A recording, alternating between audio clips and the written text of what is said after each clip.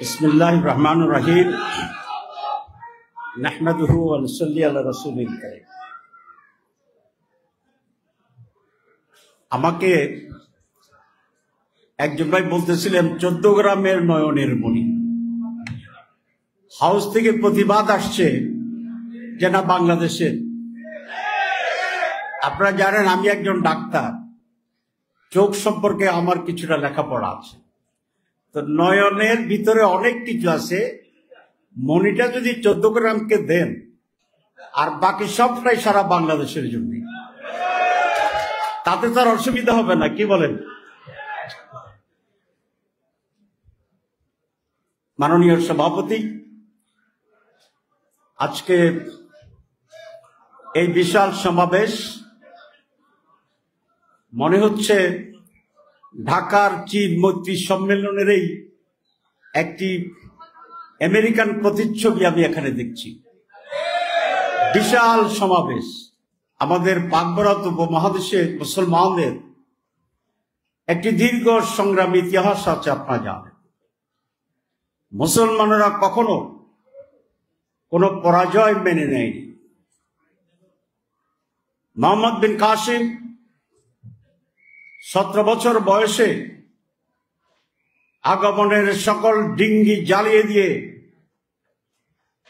এই দেশে শত্রুকে পরাজিত করে বিজয় অর্জন করেছিল, আপনারা জানেন। ইখতিয়ার উদ্দিন মোহাম্মদ বিন বখতিয়ার খিলজির সেই বিজয়ের ইতিহাস আপনারা জানেন। শহীদ তিতুমীরের বাঁশের কিল্লার সংগ্রামের লড়াই আমরা জানি। আমাদের হাজী শরীয়তুল্লাহর ইতিহাস আমরা জানি। আজকে বাংলাদেশের যে ভূখণ্ড, বিশেষ করে ফেনী নোয়াখালীর মানুষেরা মুষ্টি যুদ্ধ সংগ্রহ করে শত শত মাইল হেঁটে ব্রিটিশ বেনিয়ার বিরুদ্ধে সংগ্রামের লড়াই করে শাহাদাত বরণ করেছিল হাসি মুখে। তার ফলশ্রুতিতে 1947 সালে আমরা একটি স্বাধীন ভূখণ্ড পেয়েছিলাম, যার নাম পাকিস্তান। এবার যে জুলাই ডিক্লারেশন হয়েছে সেটি 1947 থেকে শুরু করেছিল ইতিহাসকে। আমরা প্রতিবাদ করেছিলাম। আমরা নতুন করে সেইখানে 200 বছরের ব্রিটিশ বিরোধী বেনিয়ার বিরুদ্ধে যে সংগ্রাম, যে লড়াই, যে রক্ত, যে জীবন, সেইটিকে সন্নিবেশিত করার জন্য বলেছিলাম। দুঃখের বিষয়,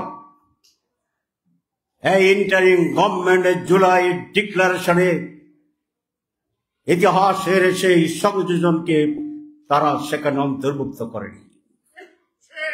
সেদিনেই যখন আমি ছিলাম সেই মিটিংয়ে 5 আগস্টে, সাংবাদিকেরা জিজ্ঞাসা করেছিল আপনার অনুভূতি কি। আমি বলেছিলাম আমরা হতাশ হয়েছি। এদেশের মানুষ কখনো পরাভব মানে নাই। আমরা লড়াই করেছিলাম 52-এর ভাষা আন্দোলনের জন্য। নেতৃত্বের ব্যর্থতায় সেটি আজও পূর্ণতায় পর্যবেসিত হয়। আমরা লড়াই করেছিলাম 1971 সালের স্বাধীনতার জন্য। আমরা ভৌগোলিক স্বাধীনতা পেয়েছি, নতুন মানচিত্র পেয়েছি, পতাকা পেয়েছি, স্লোগান পেয়েছি। কিন্তু স্বাধীনতা যুদ্ধের যে মর্মবাণী ছিল, যে সারবত্তা ছিল, সংগ্রামের যে লক্ষ্য ছিল, সেই লক্ষ্যে আমরা পৌঁছতে পারিনি। সেই জন্যই সংক্ষেপ করার জন্য ইতিহাসকে আর উল্লেখ করতে চাই না। বারবার এই দেশের মানুষ জীবনে রক্ত দিয়ে পরিবর্তন এনেছিল, কিন্তু নেতৃত্বের ব্যর্থতা সকল ত্যাগকে নিয়মান করে দিয়েছিল, ব্যর্থ করে দিয়েছিল। জুলাই আগস্ট পৃথিবীর ইতিহাসে অনন্যধর্মী ব্যতিক্রমী এক মহাসংগ্রাম এবং বিস্ফোরণের নাম। বহু দেশে বিপ্লব হয়েছে, গণঅভ্যুত্থান হয়েছে, কিন্তু বাংলাদেশের জুলাইয়ের গণঅভ্যুত্থানের যে ক্যারেক্টার, একদিনের নবজাত শিশুকে কোলে নিয়ে মা গুলির মুখে, পুলিশের বুলেটের মুখে দাঁড়িয়ে রাস্তায় স্বাধীনতার স্লোগান দিয়েছিল, অশীতিপর বৃদ্ধ লাঠি বহর করে ঢাকার রাজপথে ব্যারিকেড তৈরি করেছিল, রিক্সাওয়ালা, ঠেলা গাড়িওয়ালা, স্বাভাবিক মানুষরা রাজপথে লুঙ্গি পরে অর্ধনঙ্গ অবস্থায় ব্যারিকেড তৈরি করে দিয়েছিল। মাদ্রাসার আলেম ওলামা থেকে শুরু করে বিশ্ববিদ্যালয়ের শিক্ষক, সকল শ্রেণীর মানুষেরা এখানে অংশগ্রহণ করেছিল। এরকম সকল পার্টিসিপেটরি মুভমেন্ট পৃথিবীর ইতিহাসের বিরল ঘটনার একটি অংশ। আমরা স্বৈরাচারকে পালিয়ে যেতে বাধ্য করেছিলাম। আমরা চেয়েছিলাম হাসিনার পদত্যাগ, আর আল্লাহ বলেছেন ধৈর্য ধরো, আমি তাকে দেশ ত্যাগে বাধ্য করব। কিন্তু আফসোস আবার যে চেতনা নিয়ে এই দেশের হাসিনাকে পালিয়ে যেতে বাধ্য হয়েছিল, পরবর্তীতে আজকে আবার সেটা যেন কিছুটা বিবর্ণ হওয়া শুরু করেছে। আবার ষড়যন্ত্র, আবার ক্ষমতার লড়াই, আবার আত্মপ্রতিষ্ঠার সংগ্রাম, আবার দালালি।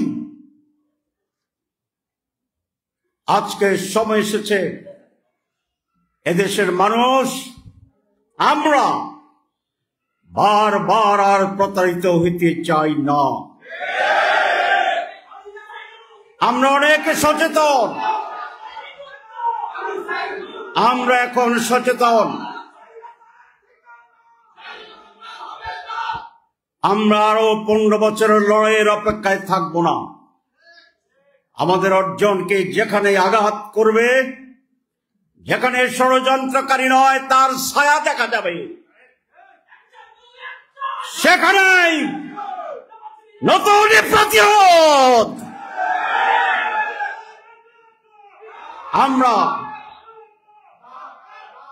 আমরা সেইভাবে অগ্রসর হব ইনশাআল্লাহ। আমি মানুষের চরিত্রের কথা বলতে গিয়ে আরেকটি পিঠ বলবো। এক, এদেশের মানুষ সংগ্রামী, পরাজয় মানে না, ঠকে যায়, আবার সচেতন হয়, আবার লড়াই করে। আপনারা যদি বাংলাদেশের 54 বছর ইতিহাস দেখেন, কোন একটি দলকে 2 বার স্বতঃস্ফূর্তভাবে জনসমর্থন নিয়ে নির্বাচিত দেশের মানুষ করে নাই। এক দলকে ভালো মনে করেছে, ভোট দিয়েছিল, আবার যখন তাদের চরিত্র দেখেছে পরের নির্বাচনে পরিবর্তন করে দিয়েছে। কিন্তু বাংলাদেশে সেই সনাতনী শব্দটি আমার মনে পড়ে। দুর্ভাগ্য, এই দেশের মানুষের যে ঢাল ধরে সেই ঢালে ভেঙে পড়ে। আমরা এই বাংলাদেশের মানুষ সোনার বাংলার স্লোগান শুনেছিলাম, আমরা সবুজ বাংলার স্লোগান শুনেছিলাম, আমরা নতুন বাংলার স্লোগান শুনেছিলাম। আমরা 6 দফা দেখেছি, আমরা 19 দফা দেখেছি, আমরা 18 দফার রাজনীতির কথা জানি। সোনার বাংলা, সবুজ বাংলা, নতুন বাংলা, 6 দফা, 18 দফা, 19 দফা মানুষের কোন মুক্তি এবং কল্যাণ করতে পারে। এর কারণ শাসক শ্রেণীরা শোষক শ্রেণীতে পরিণত হয়। আমাদের উচ্চতলের মানুষরা মানসিকভাবে প্রতিবন্ধী। তারা মনে করে বাংলাদেশ একটি ছোট দেশ, এটি স্বাধীনভাবে চলতে পারবে না। সেই জন্যই আমরা একে অন্যকে অন্যের দালালে পরিণত করি। আমরা কখনো শুনেছি জামাত ইসলামী পাকিস্তানের দালাল, আওয়ামী লীগ ভারতের দালাল, বিএনপি আমেরিকার দালাল, কমিউনিস্ট পার্টি বামেরা রাশিয়ার এবং চীনের দালাল। তাইলে জামাত ইসলাম যোগ বিএনপি যোগ আওয়ামী লীগ যোগ বামপন্থী কি হয়েছে? দালাল প্লাস দালাল প্লাস দালাল প্লাস দালাল। তো বাংলাদেশের কে? এই যে রাজনীতির একটি ব্যাড কালচার, এখান থেকে আমাকে উত্তরণ ঘটাতে হবে। আবার সাংবাদিক ভাইয়েরা আমার কথার একটি অংশ যোগ করে যদি বলে দেন জামাত ইসলাম পাকিস্তানের দালাল, কইছি তো কথাটা, কিন্তু আরো তো কইছি। এবং এইটা কইছি কি আমি দালাল কইছি? কইছি অন্যরা বলে দালাল।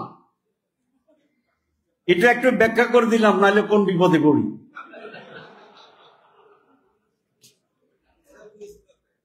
আমরা বাংলাদেশি, বলেন আমরা Bangladeshi. We don't care anybody.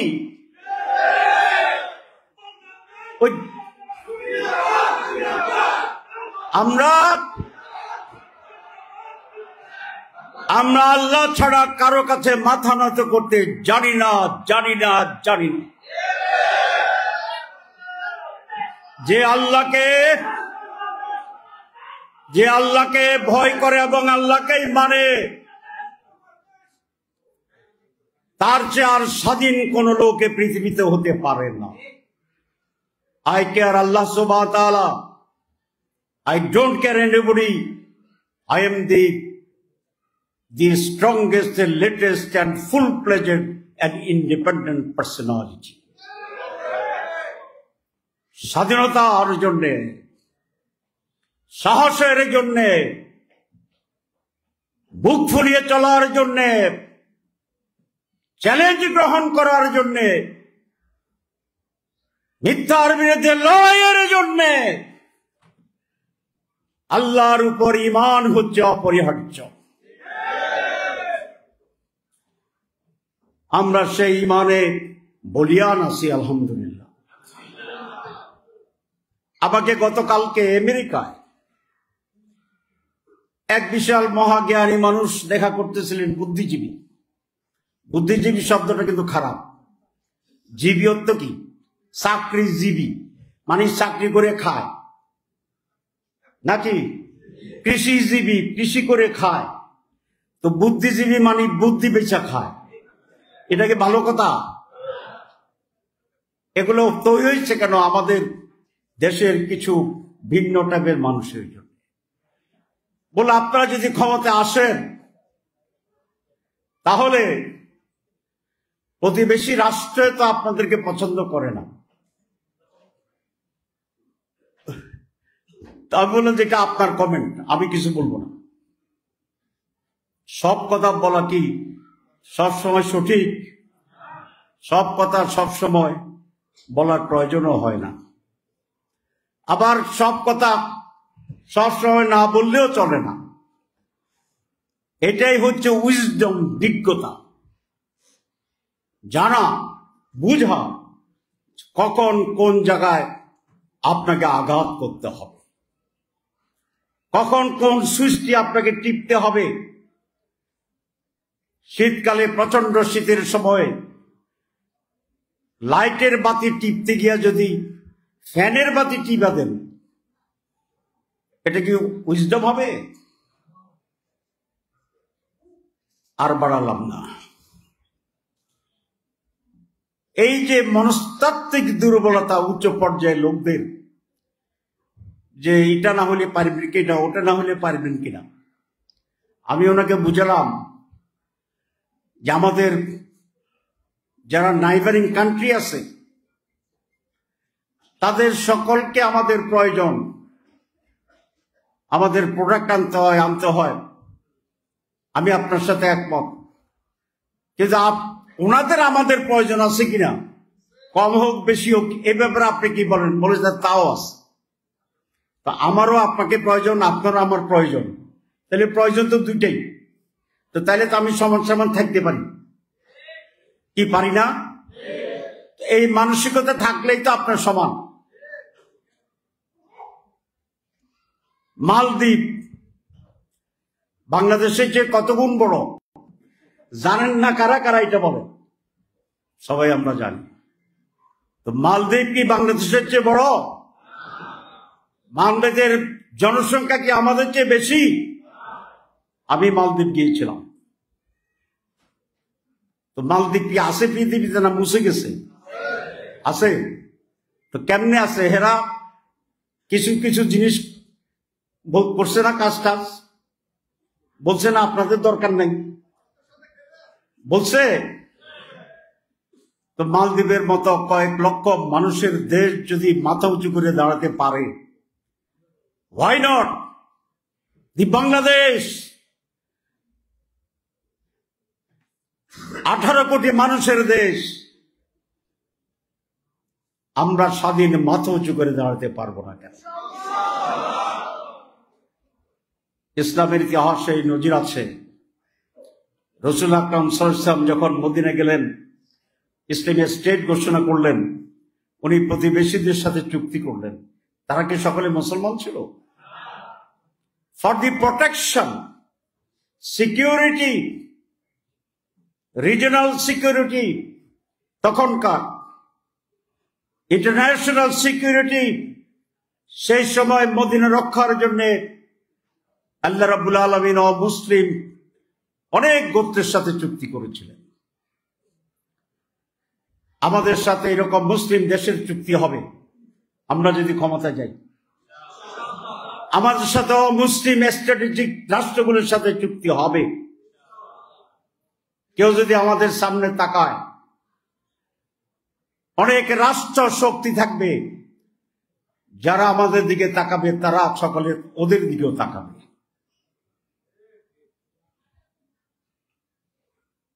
এখন পৃথিবী ইজ এ ডট, আগে তো বলতাম তালু, তাই না? প্রথমে বলো তো ওয়ার্ল্ড ইজ এ ভিলেজ, একটা গ্রাম। আপনারা শুনছেন নিশ্চয়ই, আপনাদের কাছ থেকে শুনি তো আমরা শিখি। আমেরিকার আপনারা সব বলেন আমরা শিখি। কি বলতেন? Village, global village. তারপরে বলো হয়তো এটাকে হাতের তালু, ইটস এ ফার্ম। ভিলেজ তো বড়, এখন হাতে এসে গেছে পৃথিবী।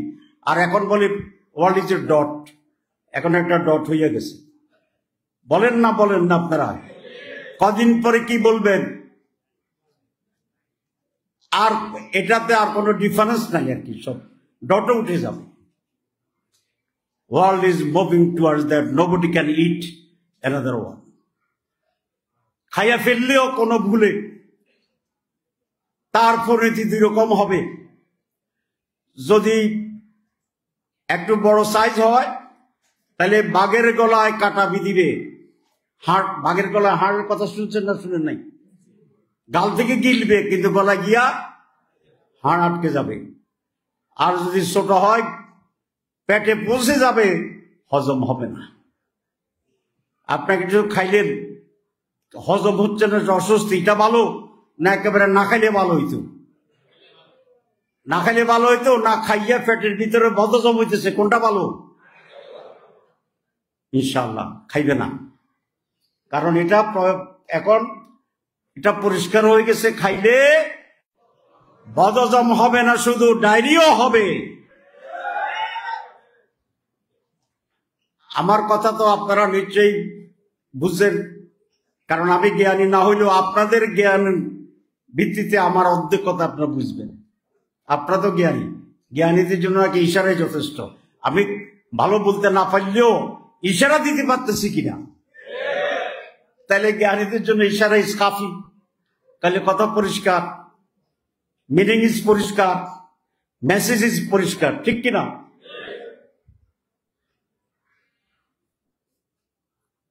এইসব আমাদের মাথায় আসে এক শ্রেণীর অলস, কাজ নাই যাদের, ঘরে বসে বসে মাত্র রিসার্চ করে আর বুদ্ধিজীবী হিসেবে নিজেকে জাহির করতে চায়। নতুন নতুন সূত্র, নতুন নতুন সূত্র। এখন আবার নতুন সূত্র বেরিয়েছে যে জামাত ইসলামীকে দ্বিতীয় হইতে দিবে না। ক্ষমতা তো দূরের কথা,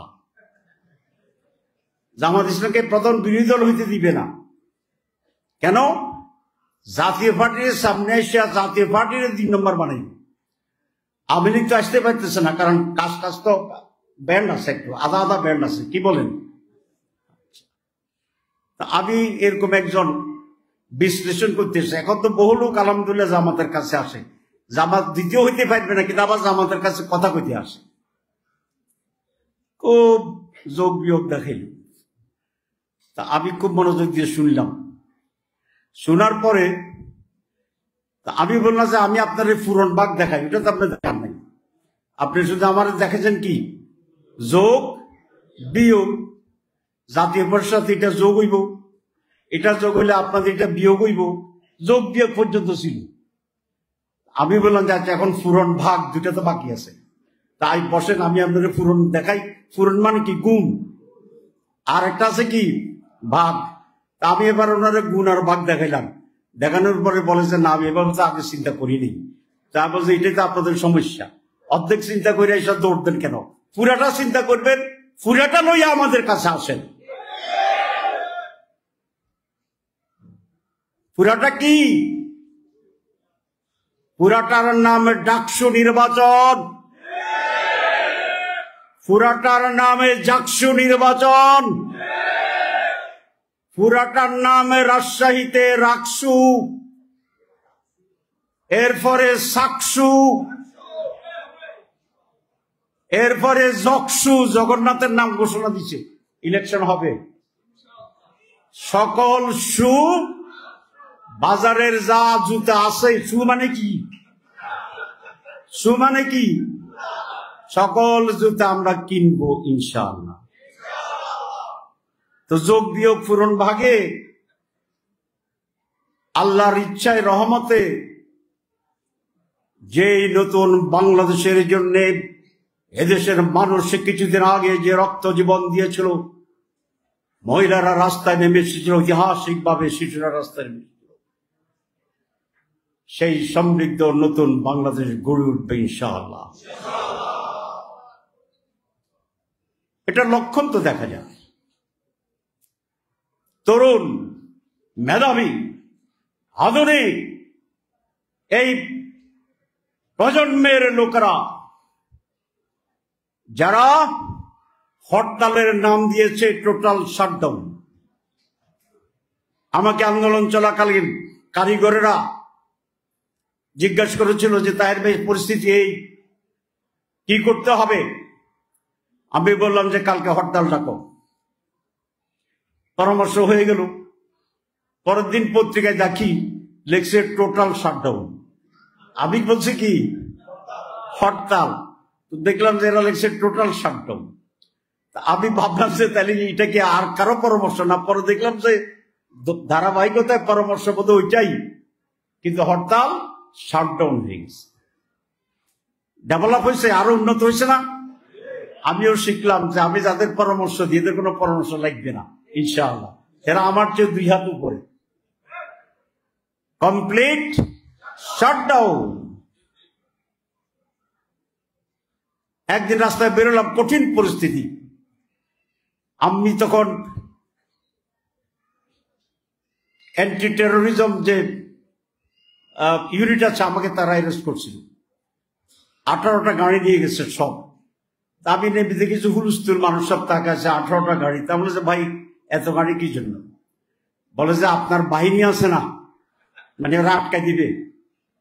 তা বলে যে আমার বাহিনী যদি অ্যাক্টিভ হয়, এই 336 গাড়িও কোনো আমার 1 পাও নিতে পারবে না। তারপরে যাওয়ার সময় বলে, একটু রসিকতা করতেছে সেটার মূলক, যে স্যার আপনার কেমন লাগতেছে? পিছনের সামনে তো গাড়ি ঘোড়া সব বোমা করতেছে। তারপরে শুনেন, আমি মাত্র এমপি ছিলাম, মন্ত্রী ছিলাম না। এই জন্য ঢাকা মহানগরীতে আমাদের কোনো পুলিশ প্রটোকল ছিল না, 14 গ্রাম করে থাকতো। তা আপনাদের সামনে পিছনে গাড়ি থেকে তো আমাকে মন্ত্রী মনে হইতেছে। সে সামনে গাড়ির পিছনে আই ওয়াজ লাফিং, আমি হাসতেছিলাম। এটা বলার পর তো বেকুব হয়ে গেছে, সে ভাবছে আমার একটু সেটেল। এরা আমাদের ইতিহাস জানে না, এরা আমাদের ব্যাকগ্রাউন্ড জানে না। আমাকে রিমান্ডে নিয়ে গেছিল, ইংরেজিতে কথা বলে, আমার পরে পাঞ্জাবি আলু থালু ভাব র্যাবে নিষেধ দরিয়া একটু স্যাটার করি কথা বলে যে বাসে আগুন লাগাইছেন কেন। আমি চুপচাপ বসে রয়েছি, এই ইংরেজিতে কথা বলে, আমি বাংলায় জবাব। এটা বুঝছে যে আমি ইংরেজি কমপক্ষে বুঝি, কারণ জবাব দিতেছি। পরে খুব একটা খোঁচা দিল, আমি দেখলাম যে না, এটার একটা ওষুধ দিতে হবে এখন। তারপর যে do you know what's my background, ইংরেজি শুরু করলাম। আল্লাহর ইচ্ছা, আল্লাহর পর ভরসা করিয়া আল্লাহর নামে শুরু করিলাম। ঠিক আছে, আসে না, আল্লাহর নামে শুরু করিলাম। তো বললাম যে do you know my background, I am not a মাওলানা, যদিও পরে আসছি পাঞ্জাবিয়ান পায়জামা। কি বলছি? আই এম নট এ মাওলানা, যদিও পরে আসছি পাঞ্জাবিয়ান পায়জামা। I am a medical graduate from Dhaka Medical College. I was an elected General Secretary. I got talent put scholarship in primary school, in high school, and I stood third in the whole board, bigger board. দেখলাম যে এটার ওষুধ না দিলে এটা থামতেছে না। মানে আমার মৌলবী মনে কইরা, মৌলবীরা তো মহাজ্ঞানী আমাদের দেশে আলহামদুলিল্লাহ, এদের সাইকোলজিক্যাল প্রবলেম ছিল। এরপরে বলে যে আপনাকে আর জিজ্ঞেস করবো না, আমি তো আদা জামাত ইসলাম হইয়া গেছি। আমার বলছে দিয়া থানায় পাঠাইছে আমার সঙ্গে বলছে যে বলো স্যারের প্রতি যেন টেক কেয়ার করে। এখন স্যার টেক কেয়ার এসে গেছে, কেয়ার টেকের না, কিসে আসছে? Take care. This is the inferiority complexity of our so-called educated and powerful personalities. আমরা কোনো কমপ্লেক্সিটিতে ভুগি না, neither inferiority nor superiority. কিসে ভুগি? আল্লাহর কাছে, যেটা বলেছিলাম, we believe in Allah subhanahu wa ta'ala. Islam is our belief and religion. Allah is our Lord. Rasul is my prophet. Quran is my constitution.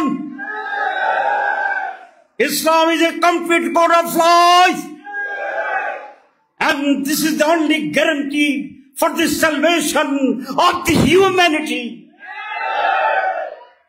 It's a solution for the male and female, for old and young, for children, for educated, for non-educated, for all walks of people. We believe it. We do it. We work for it. We try for this. We do jihad for this. We live for this. We shall die for this. ওরা আমাদের জানে না, ওরা তাদের কাছ থেকে যারা মাশওয়ারা খায়, তারা আমাদেরকে মনে করে তাদের মতো রাজনীতি আমরা করি, কিছু মাশওয়ারা বাড়াই দিলে বোধহয় কাজ হয়ে যাবে। নো, সারা পৃথিবী দিলেও আল্লাহর দ্বীনের পথ থেকে এক বিন্দু আমাদেরকে সরাতে পারবেন না। ইনশাআল্লাহ, ইনশাআল্লাহ, ইনশাআল্লাহ।